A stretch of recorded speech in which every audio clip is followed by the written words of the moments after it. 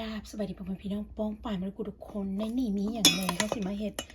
ตำข้าวปุ้นเหมือนกันพี่น้องทีแรกว่าสิใส่บ่ใส่ข้าวปุ้นเนาะมีคนโทรมาก็เลย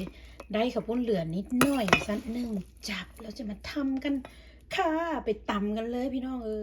การตำของเขาก็บ่ได้ยากเพราะว่าอย่างเขาเฮ็ดแบบนี้ไว้แล้วลงใส่3โคเลจ้า